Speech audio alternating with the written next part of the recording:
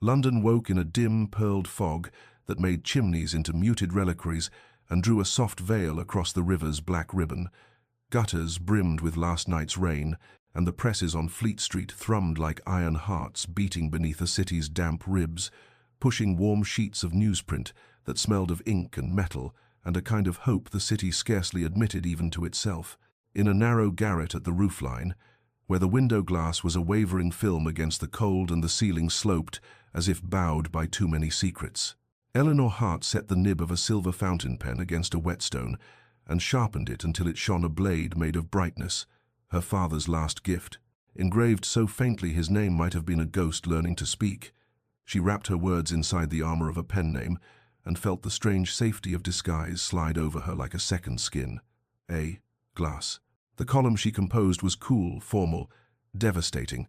It listed the irregularities at Street, Barton's home for foundlings, in a voice that did not accuse but revealed, naming gaps where blankets should have been, sums that vanished like steam from a kettle, a clerk gone suddenly and conveniently to sea, and it hinted at distinguished hands sluicing money from children to ballrooms where candles learned to burn past their wicks. Across the river, in a house quiet as a mausoleum whose vaults had been furnished instead of buried, Adrian Everley, the Duke of Merrow, read A. Glass with eyes that did not flinch.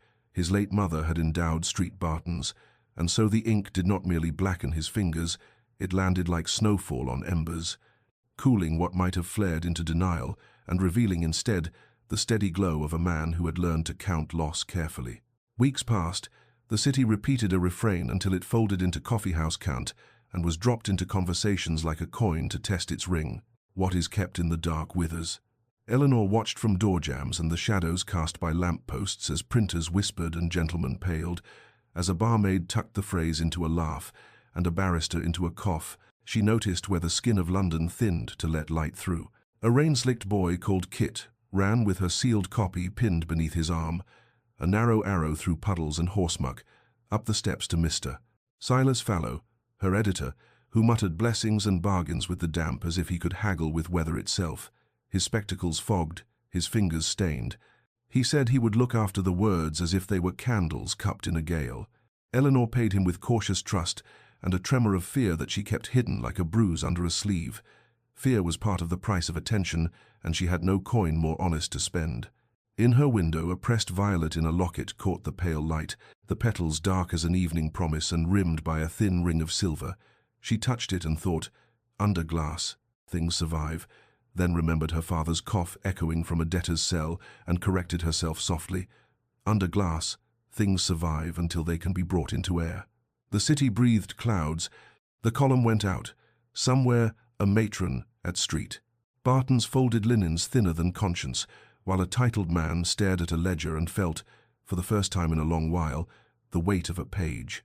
And Eleanor, listening to the presses throb through the fog, believed that words could yet warm what was frozen, even as a scented warning, not yet written but on its way, composed itself in the hands of those who preferred the dark. But before our lover's fate is revealed, subscribe so you never miss a chapter of romance and scandal, and tell us in the comments, where are you watching from? Now, let's begin. At White's, where the air held the faint musk of old leather and civility, a scrap of newsprint passed from gloved hand to gloved hand like contraband, folded and unfolded until the crease grew pale as an old scar. Men who knew how to pretend indifference failed at it in small ways. An extra glance at a comma, a thumb pressed too long on a name, a laugh that did not quite rise. The Merrow Trust, once a synonym for propriety, suffered a ripple no one could quite name. Raised brows, lowered voices, a cough inserted where a defense might have been. Meanwhile, Adrian Everley endured a cordial inquisition with the stillness of a man accustomed to weathering squalls at sea by becoming part of the ship, answering nothing with an austere silence that made certain men itch and others reconsider their questions. Across the river, in her high, narrow room, Eleanor Hart unthreaded a skein of accounts with the same patience she used to remove a burr from her shawl. The silver pen shone like a small moon in her grip, as she drew a line from a green leather ledger to a vanishing sum to a clerk who had conveniently gone to sea, and then she set those lines in type-weary prose, each sentence a measured step across black ice. She did not name Merrow. She was not foolish. She merely pointed her lantern toward the pattern and suggested that protection, when misapplied, can look very like a title casting too long a shadow. Mr. Silas Fallow read her copy with his spectacles pushed to his forehead and a bruise blooming old wine at his temple. Headlines make enemies, he rasped through dry humor that could not quite hide concern, and Eleanor, who had learned to hear love when it spoke in warnings, inclined her head as if she were admitting a debt. That afternoon, a note slid under her door as neatly as a knife. It was written in a firm, perfumed hand on thick paper, and it read, "Cease, Mr. Glass, before the glass shatters." She held it between finger and thumb as if it might stain. Her locket flashed in the window like a peal of light imprisoned, the violet beneath its shield, as dark as pulled ink, and she whispered, "Under glass, things survive. Not as comfort now, but as reminder of fragility."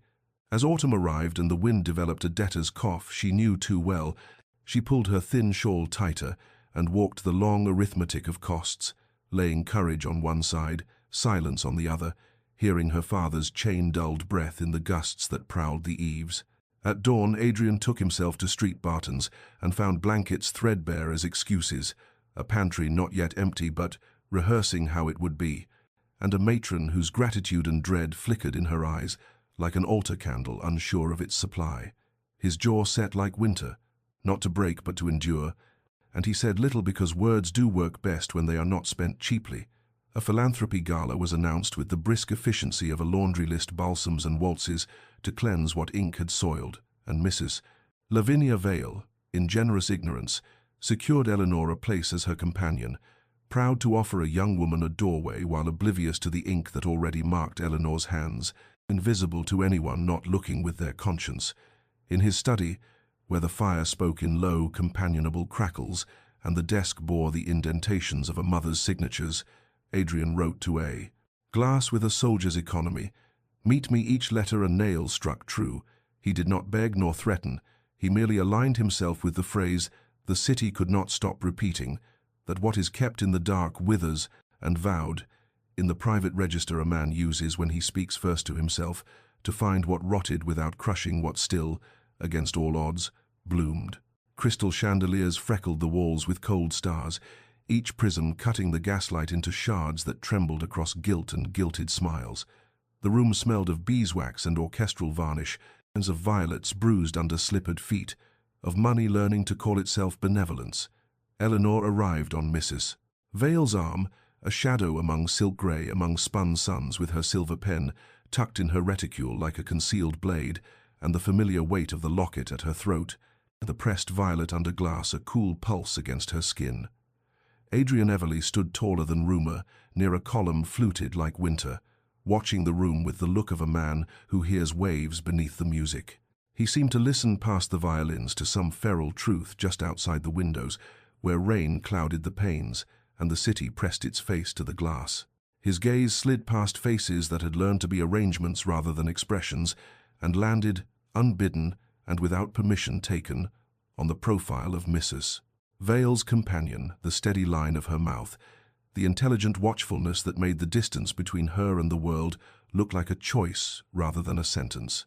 When at last they found themselves at the same corner of a table where sugared almonds lay like complacent stones, their first words were the formal nothings that civility requires and desire mistrusts. "The weather is obstinate," Eleanor said, as if speaking to the air instead of to a duke, her voice as composed as a ledger line.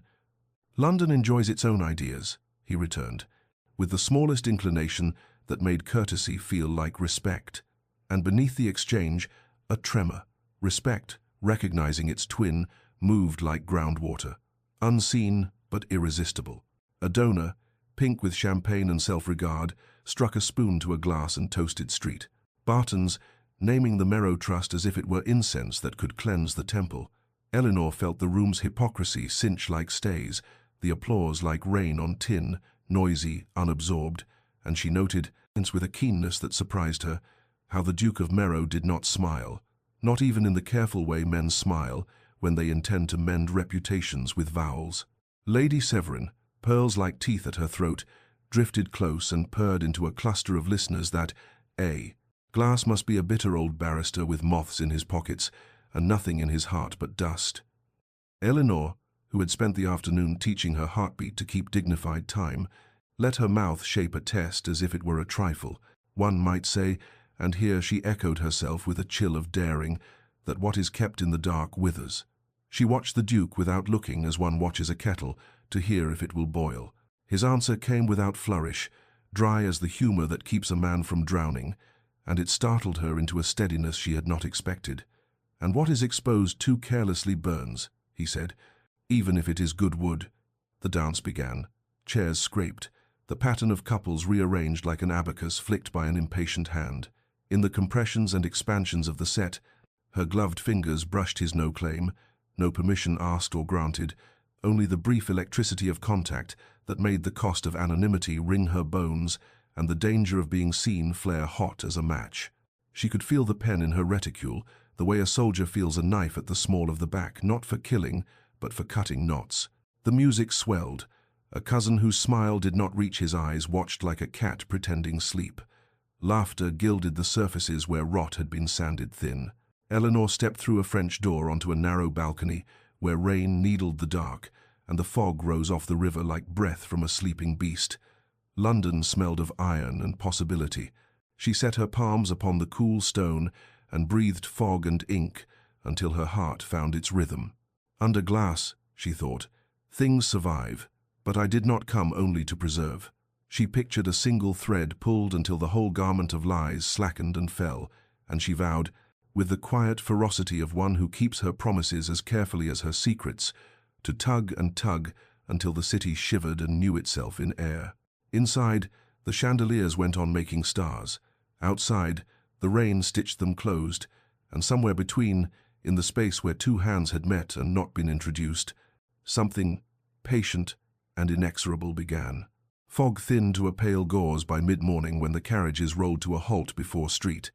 Barton's, the stones clean as if someone had scoured them with hope, and Adrian Everley, who had invited a respectable party with the steadiness of a man opening his own windows to the street, named it transparency and swallowed the insult of spectacle, as one swallows a bitter draught for its virtue rather than its taste. Mrs. Vale fluttered like a benevolent bird, introducing her companion as if good sense were a shy cousin, and Eleanor, sensible of the pen sleeping in her reticule and the locket's cool coin at her throat, watched the children assemble their careful smiles, the matron's gratitude arrive on cue and leave an echo. The rooms dressed in soap and sunlight, the way a poor girl dresses on feast days, clean, tight, a seam threatening to part. In a corridor smelling faintly of boiled starch and damp wool, a boy's hand darted at a basket and returned with an apple so quickly that it almost seemed the fruit had chosen him. Eleanor caught his wrist gently, then turned the apple in her palm and, with a conspirator's glance, tucked a second into his fingers.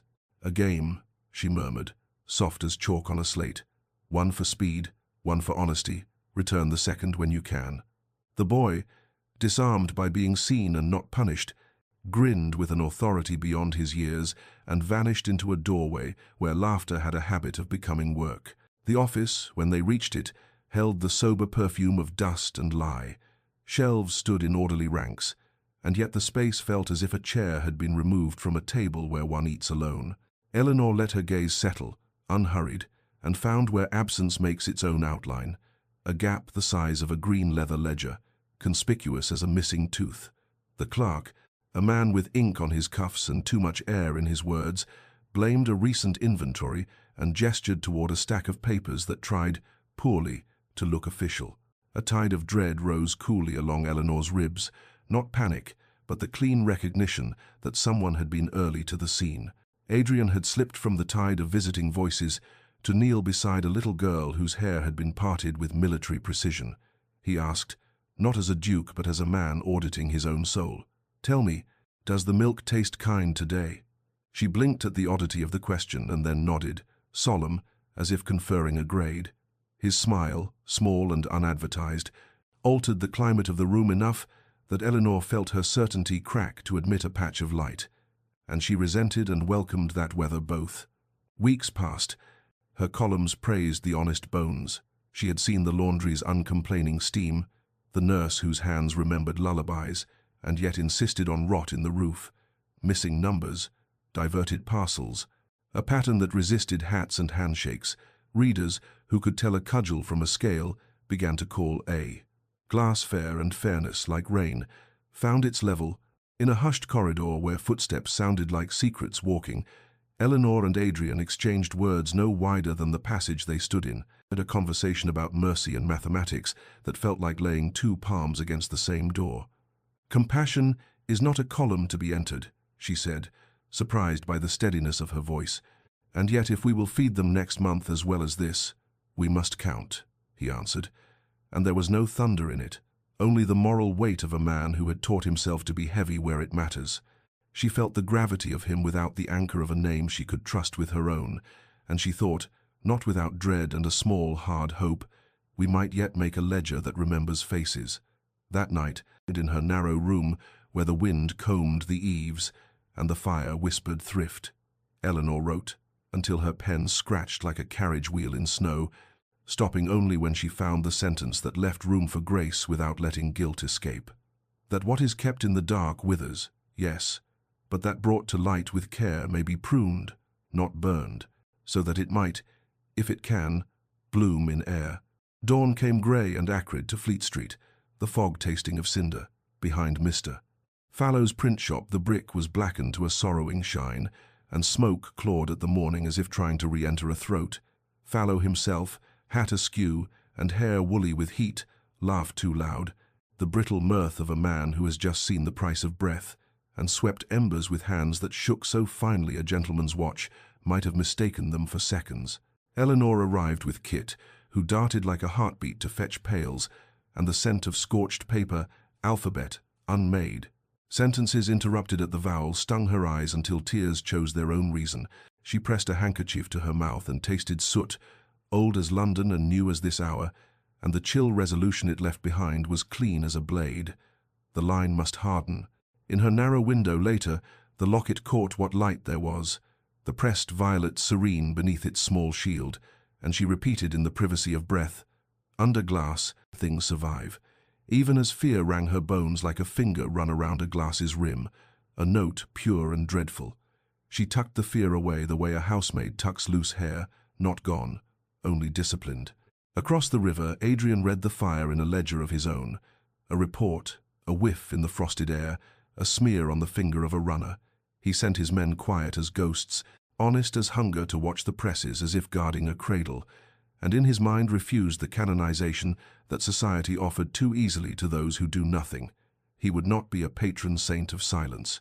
Before noon a note arrived at Merrow House, sealed with jade wax that gleamed like a wry eye.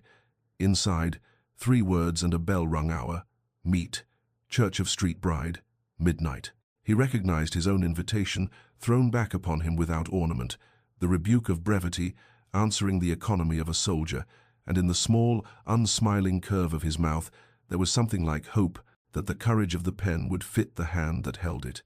Mrs. Vale, catching the story in the air the way a housewife catches rain in a basin, fretted, sent for her companion, pressed 2 extra shawls upon Eleanor, as if layers might buffer scandal, and kept a wary eye upon her as one watches the floorboards for a tremor before a shelf of porcelain goes to shatter.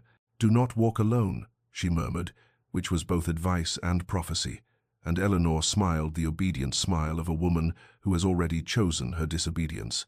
At White's, where moral arithmetic is done with counters of rumour, Viscount Hargreave suggested, negligent as a cat toying with dignity, that a public rebuttal would crush A. Glass like a beetle under a gentleman's boot. Adrian, who had placed his palm on stone older than his title and found it warm with other lives, suggested truth might serve better than the theatre of a denial, and their jaws set like opposing cliffs that had learned the sea's patience. As bells tolled the quarters into a city that had learned to hold its breath and now to count it, Eleanor wrapped herself in a borrowed cloak and slipped into streets washed thin by moonlight. The cobbles held last night's rain like memory holds the shape of sorrow, and the wind, knife-edged and bracing, read her resolve and did not argue. She stepped past sleeping shop fronts and cat's-eye alleys, past the char at the back of the print shop that still smoked as if it had words to finish, and she counted her steps like prayers, one for the boy who ran messages with ink on his fingers, One for the editor who swept embers and laughed too loud, one for the duke who had said and not said, one for the children who could not afford her fear until the spire of street. Brides rose pale and precise above the roofs, a tiered cake for a city that rarely tasted celebration, and the hour arrived, a clean note in the air, asking boldness to answer to its name. Street brides received them, as a confidant receives a secret stone, cool with centuries, and yet tender with candle breath, its vaults collecting whispers, the way hollows collect rain, the nave, a dim inland sea where halos and shadows rocked upon one another. Eleanor slipped into a screened pew, the carved latticework between her and the aisle a protection old as guilt, and when she spoke her voice was steady, as clean paper laid to blot, unembellished, unafraid of silence. "Sir," she said, not naming him, not needing to, "you asked for a meeting. You have one." On the other side of the screen, Adrian stood at a respectful remove, the straightness of his back reading as penitence to a stranger, and as endurance to anyone who had watched him learn it. His words came with the soldier's economy that had already struck her. No performance, no plea, only a stake driven into ground. "I confess neither crime nor virtue," he murmured, the low register taking the chill from the stone, "only a hunger for a city that can bear to see itself. Help me find what withers." The phrase, thrown back at her from the public page into this private nave, rang with a sincerity she felt in the bones of her hand, which tightened on the prayer book, not to pray but to steady. She tested him, because to believe without trial is how cities rot. "Tell me," she said, "in the East Dormitory, what lives above the hearth when the dawn is late?" A flourish would have betrayed him. Instead he answered as if placing a fact where it belonged. "Smoke that tastes of tallow and old soap," he said. "The chimney draws poorly when the river sits, and the children wake with throats lined as if with chalk. The matron gives them treacle then, if she can spare it." Respect, which had been an unlit thing between them, found its wick and took gentle flame. She did not let it blaze. The bell marked the quarter, a clean bronze note that lifted and fell along rafters smoothed by time. Eleanor's fingers found the oaken rail where countless palms had worn a shine into labor, into vows, into bargains, signed with pressure rather than ink, and she thought, how many arrangements have been made between mercy and necessity in these shadows? She spoke her conditions the way one writes a rule at the top of a ledger. "I will set down only what can be proved by hand and number," she said. "No rumor, no vengeance, no guest dressed for the stage," he answered in kind. "I will pry open the locks you name," he said quietly. "Not with title, when title is a cudgel, but with keys the law lends an honest borrower." They stood like two hands on one clock, separate, aligned, moved by the same mechanism toward a common hour. She felt the danger and the discipline of it. We must be very careful, and he felt the rightness that is not relief but resolve. When she rose to leave, the church pressed its cold upon her with affection. In the dim narthex, she nearly collided with a figure too warm for winter, a sweetness of scent that read as malice in the dark, powder and violet muddled with something metallic. A gloved hand brushed hers, soft as apology, and held nothing but a chill, the grip of a warning delivered without words. She did not break stride. Rain needled the churchyard like a seamstress intent on mending the sky.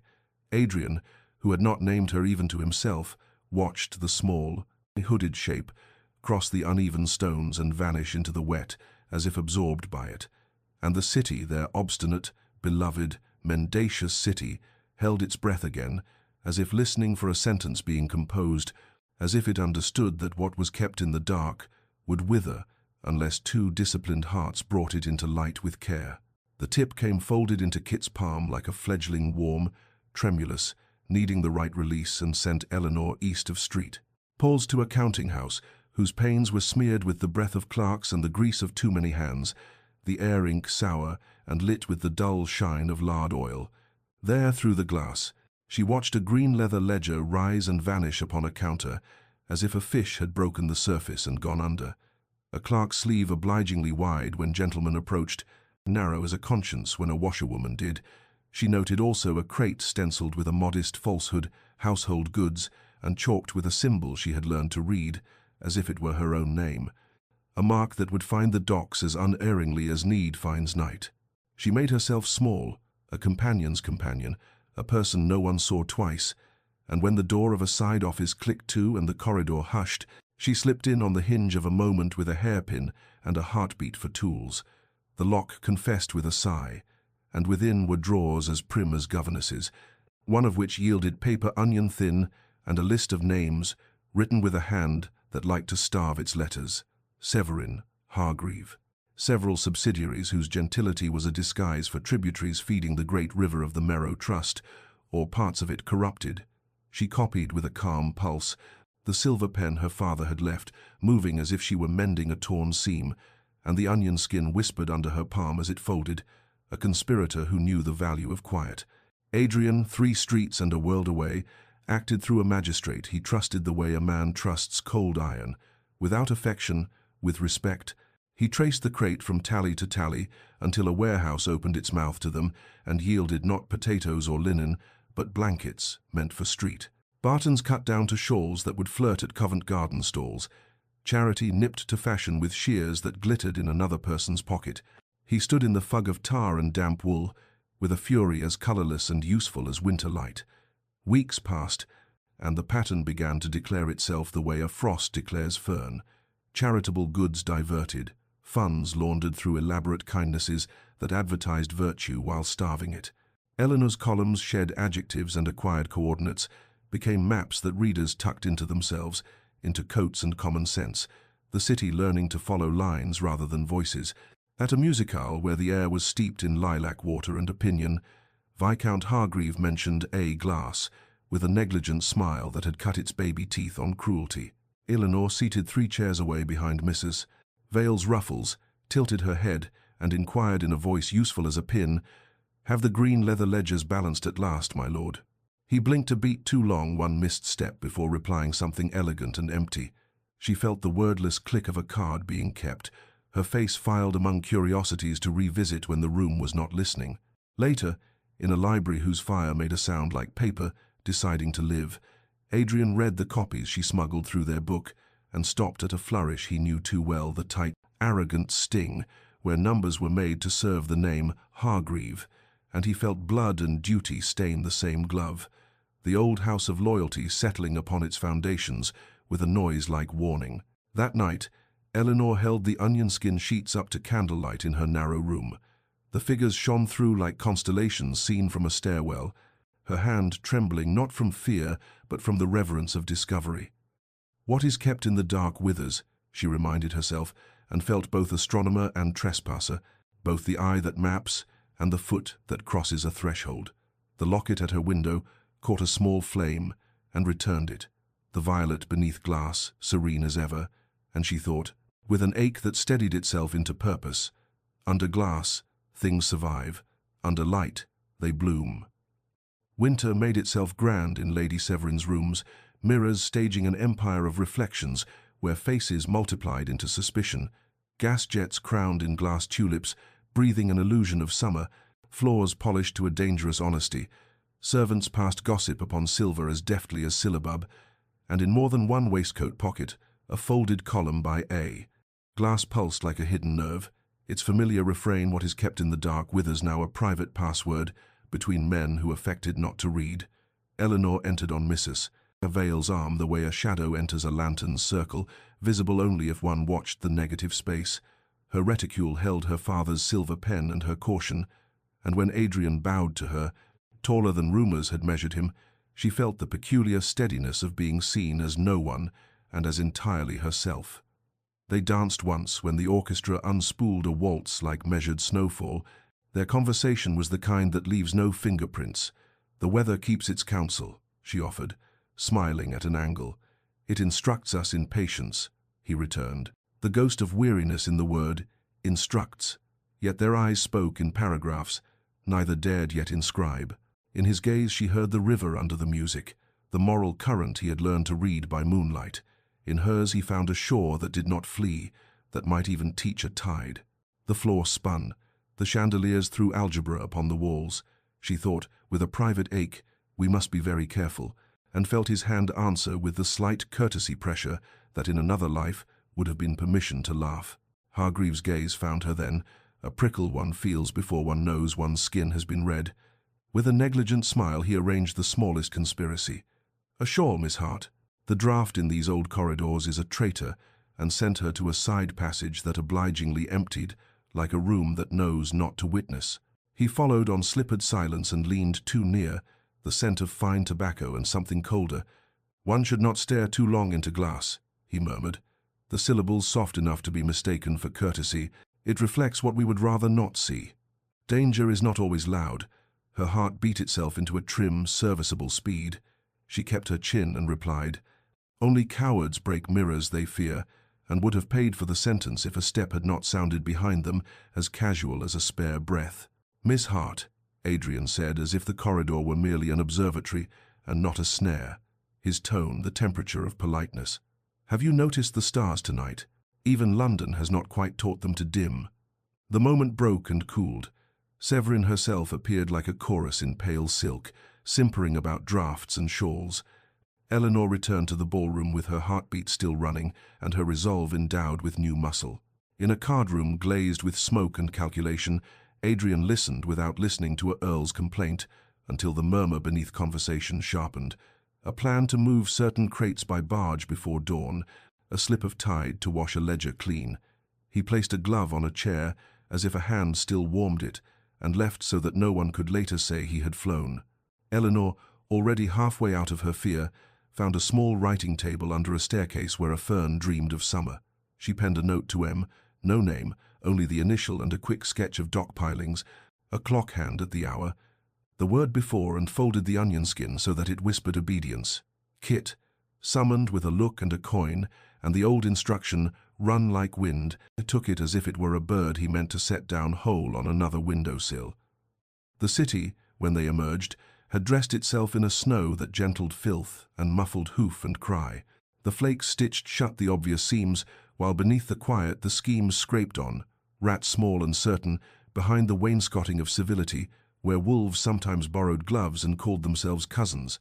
The winter garden at Merrow House breathed its tempered jungle into the cold, the glass sweating a pale bloom of frost at the edges where the heat failed, the citrus leaves glazed with a faint light like patience, the soil damp and dark as a well, and it was there that Adrian received Mr.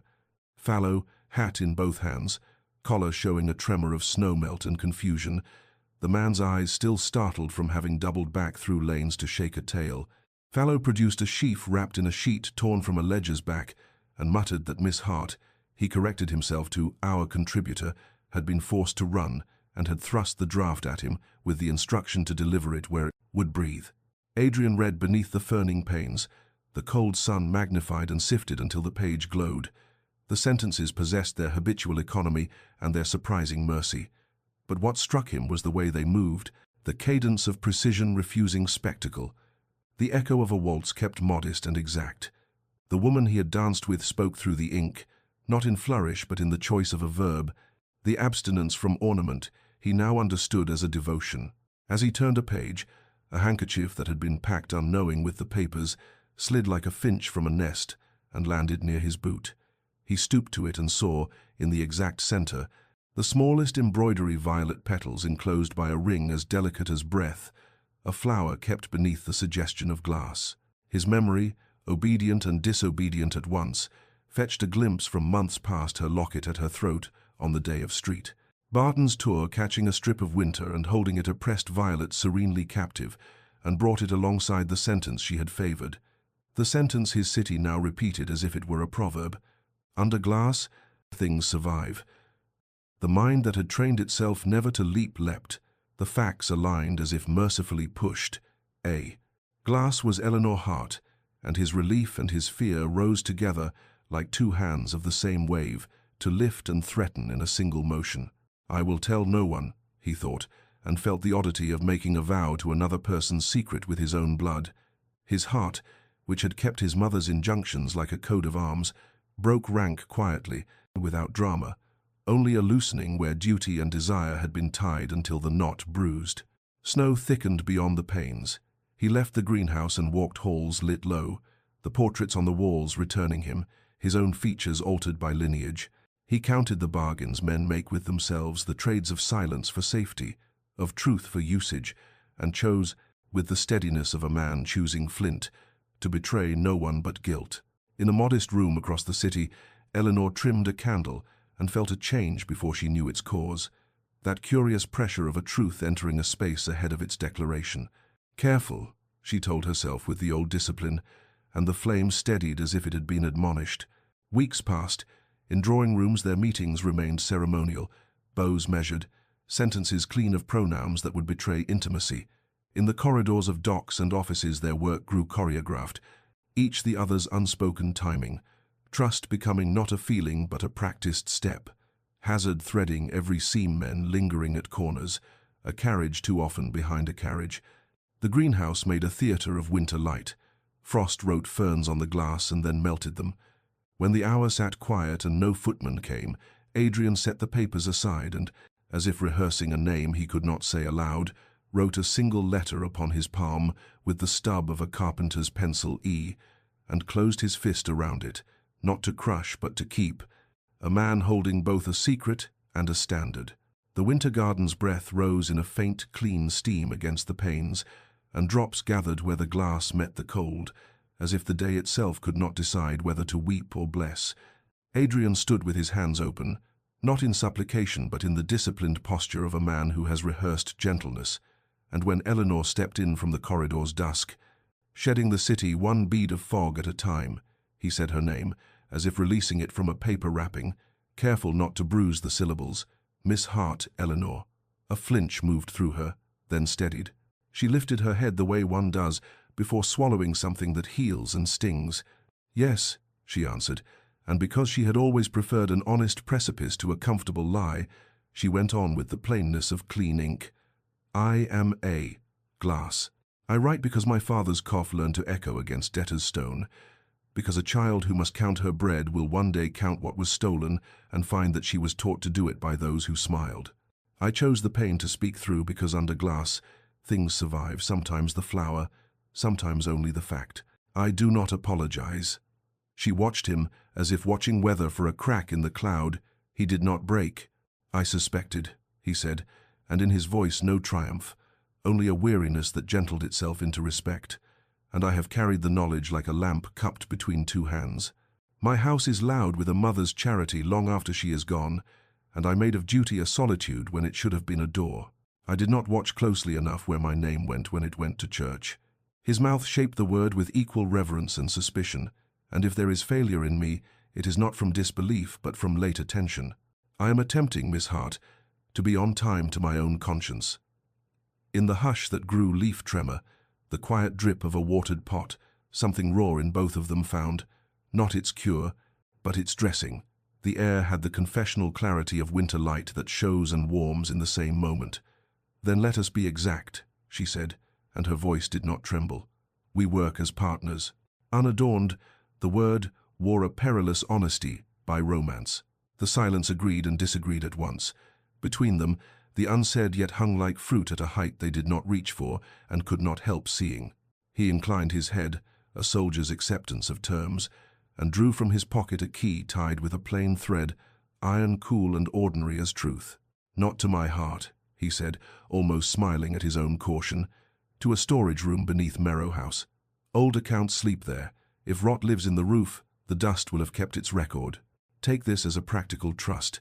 Her hand, when it received the metal, trembled once betrayal of a discipline otherwise immaculate, and she stilled it with her other palm. Tears stood obediently where they had been told to stand and not fall. We must be very careful, she murmured, and the sentence set itself like a refrain in both their minds, to be recited later in corridors and on wet streets and in the white spaces between words. He nodded as if sealing a compact with the air. Outside, the fog thickened and exhaled against the glass. Inside, the leaves answered with their delicate shiver. Somewhere in the damp soil of that warm room, the first root of their true alliance, small and pale and stubborn, turned itself toward whatever light could be trusted. Winter narrowed the days until the light felt like a strict tutor and the air like a ledger balanced in ice, and into that paired season Eleanor and Adrian let their words travel in a manner that pleased their mutual caution. A book passed along the length of a library shelf, its calf binding unremarkable among histories and sermons, a hollow carved carefully into its pages to cradle envelopes that smelled of ink and dust. He left it beneath a window that faced a square of white sky. She fetched it as if consulting the index of Rome, and between them a correspondence grew that was precise in its verbs and disciplined in its tenderness, their affections kept to the margins like notes that only the careful will ever see. She wrote the plain archaeology of her childhood as if laying out shards on a table she could finally name of a house gone to auction, while she stood in the doorway and counted chairs by tens to pretend it was arithmetic and not grief, of a mother whose hands became pale flags over basins whitening other people's linens, of a father whose palm had always been warm and ink-stained, until the day shackles cooled it, and she learned that sound could echo without returning comfort. She did not ask sympathy. She set down the facts and trusted him to hear the heartbeat inside them. He answered with the weather of his own making, a map of shame he had begun to unfold with trembling steadiness. A fire 3 years past the orphanage wing that went like paper, the small girl carried in his coat, while smoke wrote its quick script on his lungs, the fiancé who measured the heat and chose a life unscorched by another's ruin, and how he had let duty harden into enclosure until it cracked under this winter's honest cold. "I am learning to be on time," he wrote, to my own conscience. Between letters they met in the unremarkable traffic of days, and their work turned their separate steps into a single gate. In the rooms beneath Merrow House the old accounts woke, and their entries knitted and unknitted under their eyes until a pattern emerged clear as boot tracks across new snow, numbers crossing and recrossing, charitable goods diverted with a thief's courtesy, Hargreaves' tight hand and Severin's leisurely flourish appearing and vanishing like signatures in fog. Elegance, they discovered, could be another word for theft that had taught itself posture. Weeks passed, gestures accumulated into a weather of their own, his coat draped over her shoulders before she could be cold, her fingers finding his sleeve when a crowd pressed and mistook her for ordinary, laughter arriving unannounced at a remark barely spoken, and leaving its ghost on a window pane as if to say, "Remember, there are surfaces that hold joy." Mr. Fallow, who had always laughed as if bargaining with damp, came one dusk with a cheek the color of plum and a cut neat as a line of type. He pressed Eleanor's fingers until she could have counted the bones and whispered with a voice that did not ask permission to tremble, "Do not stop." She did not. That night the column she wrote read like prayer and law entwined, its clauses fastening with the gravity of vows, its mercy refusing spectacle. She praised what was true, named what was not, lit a lantern and opened a ledger, and set upon the page the sentence the city had begun to repeat, now altered in her mouth into a promise made to themselves as much as to London. "What is kept in the dark withers." She held the locket that trapped a violet and, not for the first time, thought, "Under glass, things survive." But she also felt the new vow that beyond the glass there would be air, and they would make a world where the living did not need a shield to keep their color. The warning came carved into rough pine, as if impatience had taken a knife to wood and left its temper there. Glass breaks, letters gouged into a crate slat propped against Mr. Fallow's press like a prophecy or a dare. Eleanor read it with blood that seemed at once to crystallize and to run faster, a river under ice. And before fear could borrow her name, she was already tying her shawl, already writing a line to Adrian with a hand that looked steadier than she felt. "Southwark Docks, if there is a trap, let it spring where I may see its teeth." The river's breath found her first. Tar and salt and smoke, ropes weeping black and gulls drawing thin chalk arcs on a sky, the color of dirty pewter. Her shawl snapped about her like a ragged flag, insisting on its own small sovereignty as she ran between stacks and shadows, counting pilings the way once she had counted chairs, telling herself, for breath, for kit, for the ledger that is a city's conscience. Adrian arrived with 2 men in plain coats, whose eyes were bright with that grim gentility that has learned what mercy costs. He had brought a plan that assumed pain rags for blindfolds or bandages, rope for binding or saving, a purse to quiet a watchman if blood made the argument louder than justice, and the calm that had steadied him in fire. Inside the warehouse, tar and fear sweetened the air into something that clung. Hargreaves' men stepped from between bales like commas, interrupting a sentence to insert their own meaning, and a knife showed itself the way truth sometimes does, brief, cold, utterly sure of its edge. "The pages," one said, almost polite, as if asking for a light. Eleanor kept her reticule against her ribs like a second heart, and answered with the formality of someone accustomed to public rooms and private wars. "What I carry for the good of those you count as nobody." "No." From the loft above, Kit's cry fell like a dropped lantern, bright, showing too much. Eleanor looked up and saw his pale hands gripping the rail, his terror trying to be silence and failing. Adrian moved then, the way a gentleman taught late learns to fight without flourish, with purpose, with a willingness to look ungentle as virtue requires. The river slapped the pilings with the same rhythm as a heart that has decided not to die. Fists found cheeks, a shoulder struck wood, someone grunted a prayer or a curse. Eleanor reached for the lantern on the crate, because sometimes the only way to see is to make a dangerous kind of light. She threw it, glass breaking like a prophecy fulfilled, and for a breath the world wrote itself in firewall of flame, lifting and shifting. Men's eyes turned to brightness they could not stare into. In the distraction, Adrian's men cut Kit free and, "Run," she said, into his hair, the closest thing to a blessing she knew, and the three of them fled through a smoke that smeared the night until the quay met them with hard boards and harder air. There, Eleanor's arm announced a wet heat she had been ignoring, a line of pain along the flesh like a sentence scored, and when she sank to her knees, she saw Adrian's gloves turn red, not with ceremony but with life. Rain came the way London repents, sudden, thorough, making no speeches, quenching, smudging, hissing when it found what burned. Eleanor, half laughing, half faint, pressed the oilskin packet against her bodice and felt the slick promise of its survival. "Under glass," she gasped, in love with the stubbornness of things kept carefully. "Things survive." And the laugh that broke from her sounded like a bell struck once in a church that knows sorrow and refuses not to ring. By dawn, a constable Adrian trusted had Kit in hand and out of harm, the boy's shaking easing only when Eleanor's fingers threaded his hair and taught it a softer lesson than terror. The city held its breath as if listening to see whether this time the story would end in fire or in the patience of rain, and the packet of pages, dry in its skin like a heart kept warm, waited to be opened, a truth preserved for the air that would finally let it bloom. Rain stitched the window with a seamstress's care, as if the night meant to keep the narrow parlor from coming apart, and within that space Eleanor set about Adrian's wound with the formality of surgery and the tenderness of a lullaby, her jaw steady, her fingers learning his hurt as if they were apprenticed to it. Spirits stung, linen warmed in her palms, and she spoke only when instruction required it. "Hold still, my lord. Breathe with me," so that words were fewer than breaths, and the silence between them filled with the honest arithmetic of care. He was very quiet, looking not at her but at the cheap watercolor of a ship that had never left its frame, and if a thought crossed his face it was only this, that he had spent years mistaking endurance for virtue, and here was a woman who could bind a wound and leave a man more whole than before. When the kettle downstairs began its soft complaining, Mrs. Vale, hair a cloud and shawl clutched like a secret, came to the doorway and took in the scene in a single, astonishingly competent glance. Blood, steam, Eleanor's bare forearm marked with a bright, clean cut, the Duke without his coat and with his title laid aside on the chair as if it were a muffler, then moved to the hearth and set cups to rights. "Child," she said, pouring tea as if it were medicine and sacrament both, "you are blazing," and the words wore both compliment and warning like a double thread.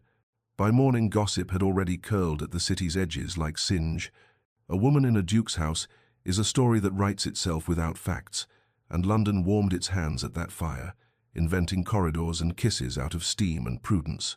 Adrian's letter arrived before noon, neat as a regiment, his penmanship so composed it felt like a guard posted at each margin.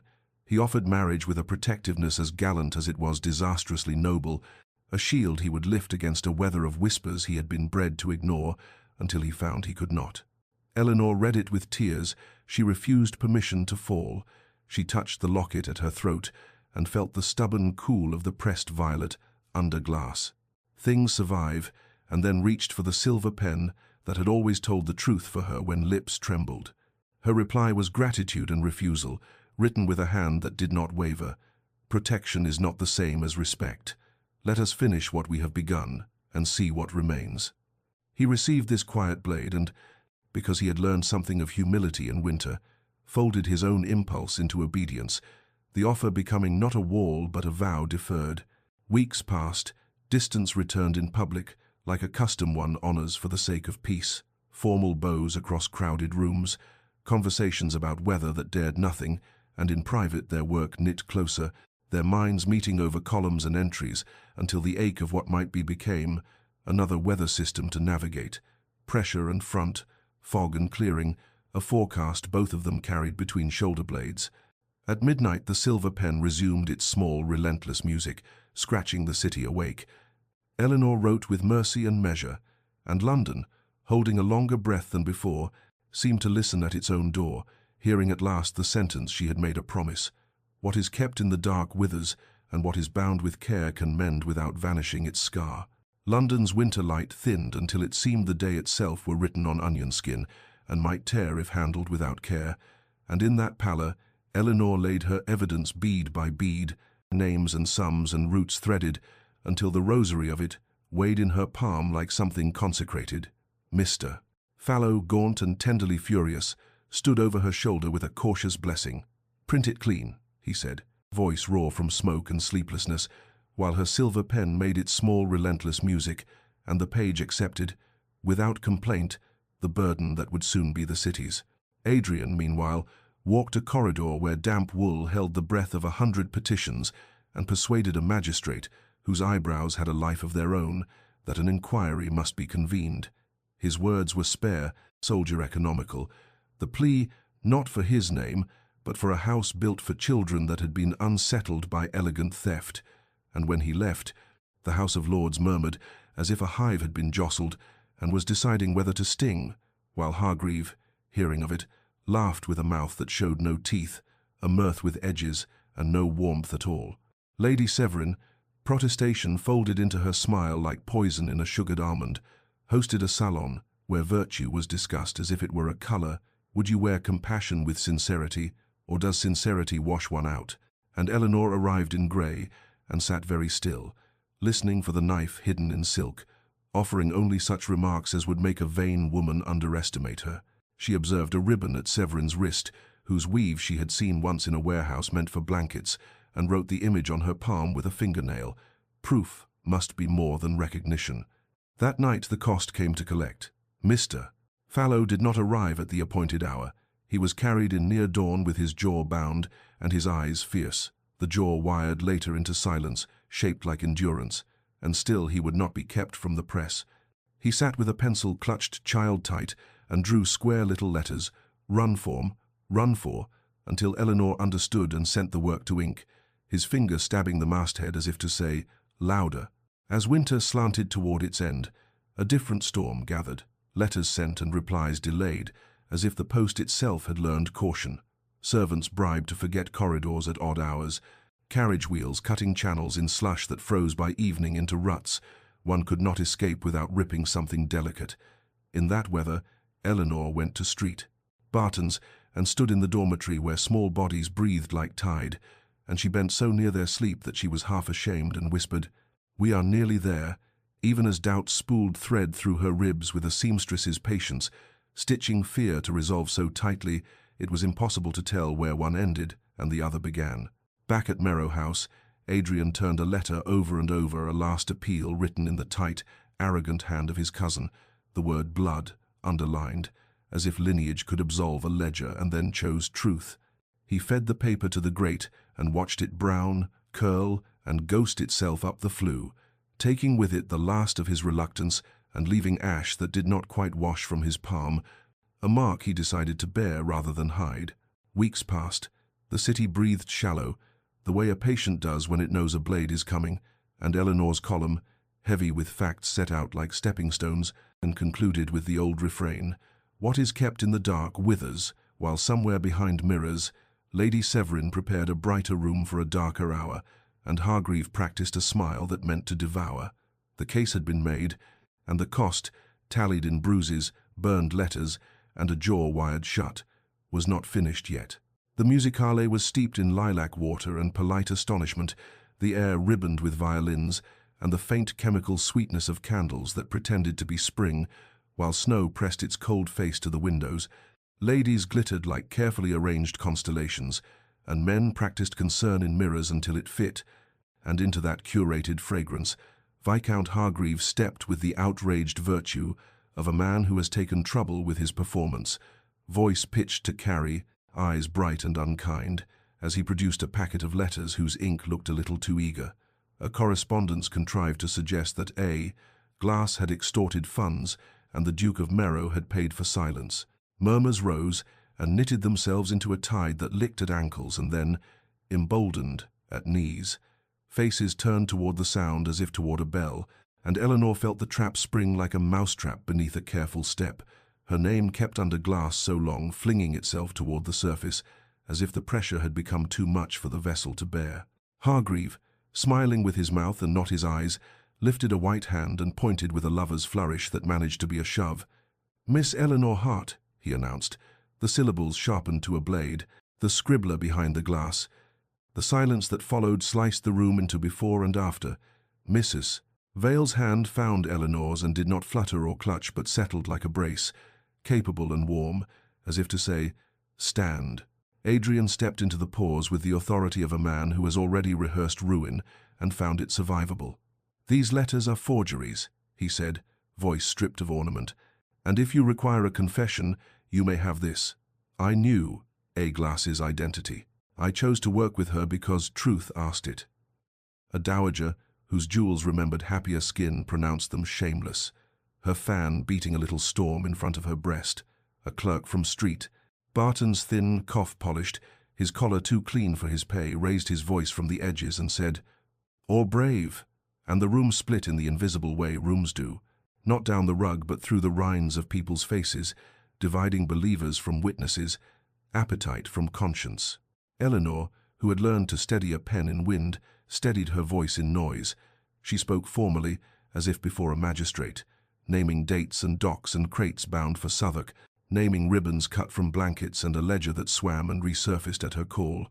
She trembled only once, and it was when she said, "I love this city enough to anger it," a sentence that loosened something behind ribs and made a girl at the doorway put a hand to her mouth as if to keep a bird from flying out. Lady Severin's smile thinned until it showed stitching. Hargreaves' teeth flashed like filed glass. Somewhere a violinist tried and failed to continue, the bow skittering as if startled by its own nerve. "What is kept in the dark withers," Eleanor concluded, and the phrase did not float, it landed. Paper laid upon an inked plate, an impression taken. They left together not arm in arm, not daring triumph, but with the measured pace of those who have work, still to do reputations, smoking faintly in their wake. The corridor smelled of lilac dimming to soap, and outside the snow began, with a sound like silk turned in a gloved hand, to melt into rain. London's breath came damp against their faces, half judgment, half absolution, and Adrian, looking up at the sky that could not decide its weather, thought, "We will bear both." Eleanor touched the locket at her throat and thought, "Under glass we endured. Now let us be clear air." And the city, listening at its own door as it had learned to do, exhaled a little, preparing for the next word. The courtroom smelled of damp wool and old paper, a weather of its own made from bodies pressed together and attention held taut.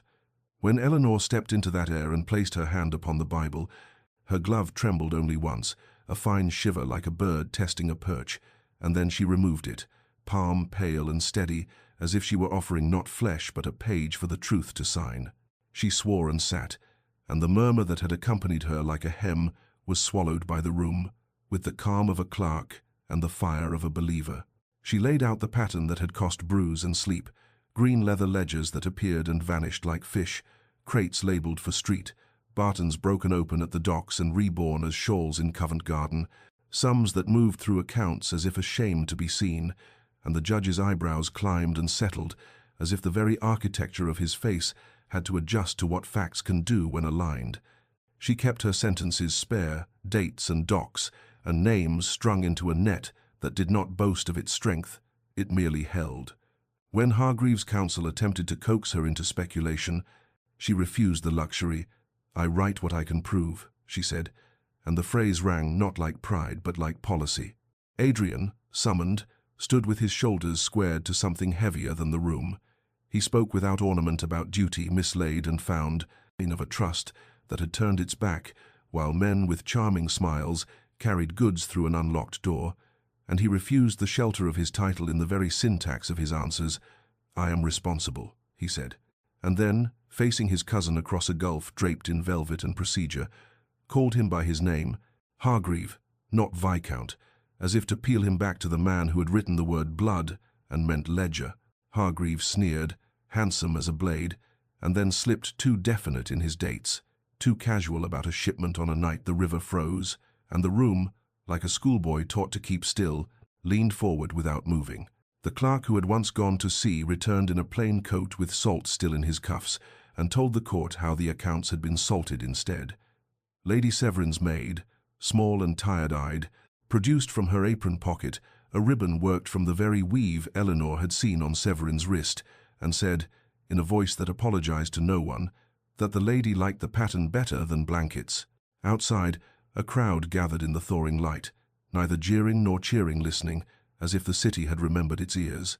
And as weeks passed, while testimony and rebuttal played their sober game, attention became the new weather, not hysterical but patient, and London learned, for a little while, to inhale and not cough. In a recess, the corridor of faded portraits watched with their old eyes, as Eleanor and Adrian stood near enough to understand each other's breathing. He looked down the long tunnel of everything they had risked and asked, "After truth, what remains?" And she, who had burned and been soaked and still chose the work, answered, "What we have made." He touched her gloved hand, no flourish, just the weight and warmth of his fingers meeting the seam at her wrist, and she let him. It was the smallest and most enormous, yes, a promise not of garlands but of backbone. And when they returned to the chamber's woolen hush, Eleanor thought, with a steadiness that did not need to be brave to be true, that what is kept in the dark withers, and that they were nearly through to air. The judge's voice, when it came, was a bell that did not hurry. Each word struck and allowed its full circle of sound. He spoke of facts and of fraud, the blankets unmade by charity and made again into fashion, and when he set Viscount Hargreave and Lady Severin in the place, their deeds had earned guilty of fraud and of cruelty. The sentences fell like clean rain on parched ground, not vengeance, but weather-corrected.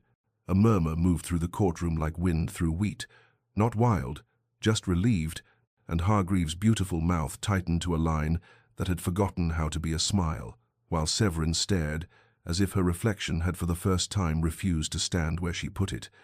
Outside, London waited with the patience it had learned. By afternoon, orders were signed and stamped, and as days few but full passed, Street. Barton's was placed beneath new governance that began with tea in chipped cups and ended with accounts that balanced, the Merrow Trust stripped bare, its shame counted, and its assets made to stand in winter light until nothing hid, then restored, not as a coronation, but as a ledger, with columns clear enough that even a child might trace the sums with a finger and not be afraid. Mr. Fallow, jaw wired and eyes fierce as a man who would gnaw through ropes by thinking, set his apprentices to ink and iron. The presses sweated, and the city's breath became a damp fog of newsprint, and on a special edition he slid beneath his masthead 2 words that were not boast but bone: "We endure." Men in coffee-houses and women at washboards, a matron at Street Barton's who held the page as if it might warm her, all read and felt their backs right themselves. That evening, in Mrs. Vale's parlour, where tea cooled in porcelain, while the clock slicked the silence with its small polite ticks, Adrian stood not as a duke prosecuting decorum, but as a man who had practiced humility and found it better company than pride. Kit, in the next room, pretended to count teaspoons and failed to keep his grin from running ahead of him like a stray dog.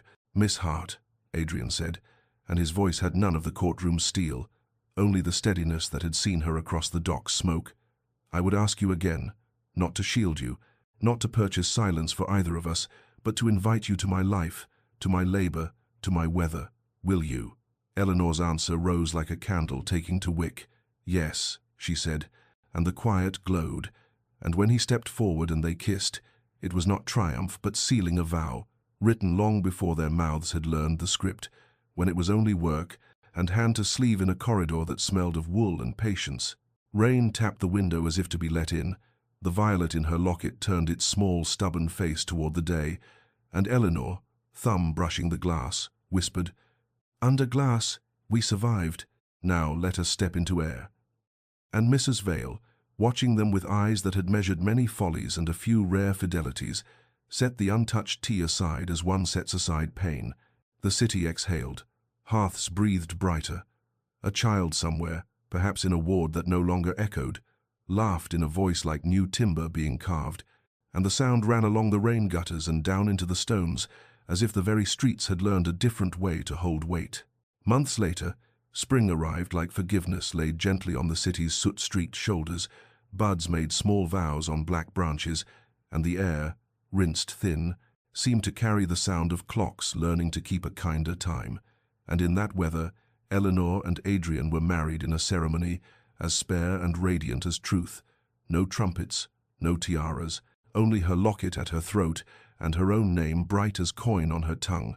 He looked at her as if each syllable of her vow were a key turning in some long-locked door within him, and when they walked out beneath a sky freckled with pale sun, the bells did not clamour, they conversed, as if the city, too, had learned moderation and meaning. They opened the glass house in a renovated counting house, with windows thrown wide like lungs at last unbound, panes polished daily until the street could see itself seeing, ledgers placed on a table where small hands might learn that numbers are not weapons but maps, and doors that refuse to stick a hinge oiled, a handle honest, so that children might practice entering without apology. There were lessons in letters and in sums, and quietly, in courage, in how to look at a threshold and not make your fear kneel to it. Eleanor wrote a column called Beginnings that smelled of soap and ink and river light. Dock workers read it on tea breaks and wiped their eyes as if grit had blown in, then folded the page into their breast pockets as if keeping a match dry against future weather, while Adrian, who had once signed drafts the size of 10 roofs without tasting the price, spent mornings at the market learning what bread costs in small loaves and how a halfpenny can alter a mother's breath. He returned with flour under his cuff and a new arithmetic of portions, of patience that looked more like prayer than like profit. Kit, all quick wrists and longening bones, became an apprentice clerk and an excellent thief of smiles. Once he slipped an apple into his coat and panicked, then brought it back with 2 more, set them down and said, face solemn as a judge, "It was interest, Mrs. Hart, Miss Eleanor," and the room laughed with a relief that taught him sums better than chalk. He added neat columns now, checking twice. His feet a little less ready to run because the world inside these windows did not chase. The city watched with wary affection, measuring this new charity by its open books and open doors. Skepticism melted slow as frost, not gone but thinning, a transparency one could see one's own face through, and as weeks passed, a habit took hold. Shopkeepers pausing by the notice board to read the accounts labelled with dates and plain speech, a magistrate sending his nephew to learn the ledger's grammar, a washerwoman standing in the doorway just to feel a room that did not expect her to creep.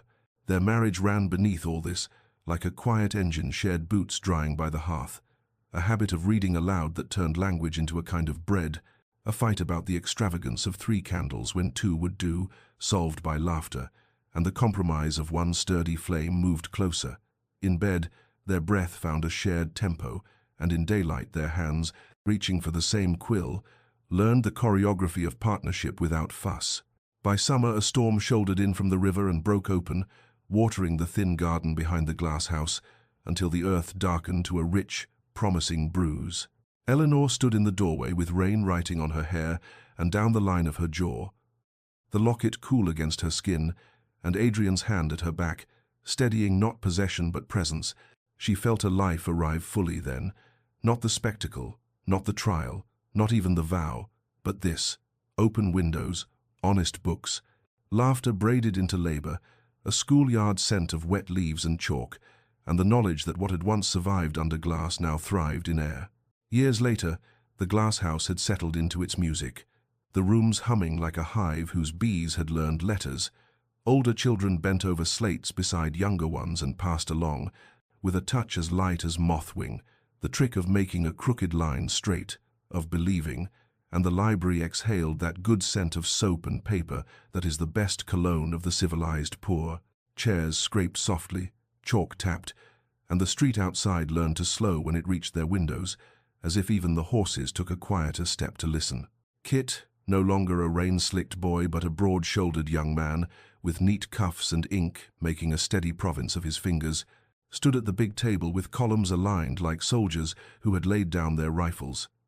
He proposed an expansion, 2 more rooms made from the store beside them, a second staircase for safety, an evening class for mothers who could not daylight learn, and when Eleanor clapped, quick and bright, for the sound of it and for him, a flush mounted his cheekbones that made the child he had been shine through the man he was, and he ducked his head with a grin he could not leash. Adrian read aloud in the afternoons to a circle of small tyrants who bargained for just 1 more page with the solemn cunning of diplomats. His voice had the timbre of a man who learned softness late and loves it best, and when he made the growl of a bear or the silk of a king's whisper, faces tilted up as flowers do, and a boy with a scar at his temple leaned his head against Adrian's boot as if it were a threshold that would never close on him. Eleanor, who had given her courage as if it were bred for years, gave her name in a new way, publishing a volume of glass essays beneath Eleanor Hart. She smoothed the page where the dedication stood, to those who were told to hush, to those who could not, and felt in her chest the exact place where fear had once lived loosen its hold. Copies walked the city in baskets and under arms, and at night a lamplighter was seen reading by his own blaze, her lips moving. As autumn arrived, leaves carpeted the narrow courtyard with a rustle like low applause. Eleanor and Adrian walked there arm in arm, the kind of ease that comes only from earned trust, warming the air between their sleeves, and the city, which had once coughed on its own secrets, breathed easily. It had learned a little to hold itself accountable and hold itself dear. They went back to Street Barton's on a day as clear as a bell. There were linens white enough to shame clouds and books honest as bread, spines mended by careful hands.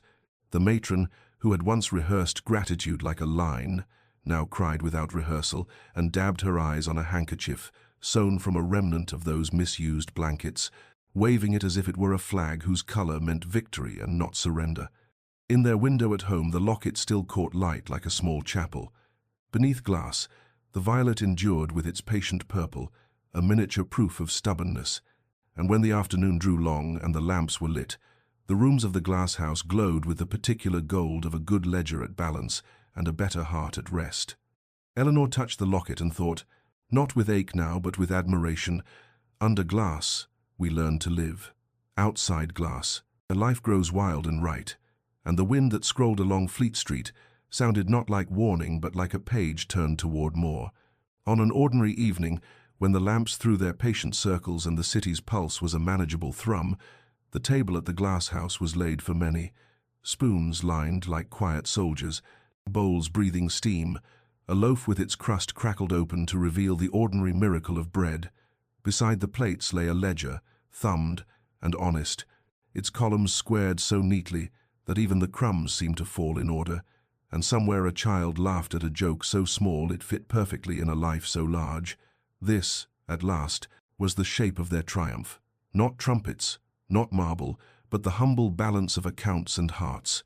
A household where courage did not need to raise its voice to be heard. Dear listener, there is a kind of courage that looks like patience, the daily discipline of not turning away.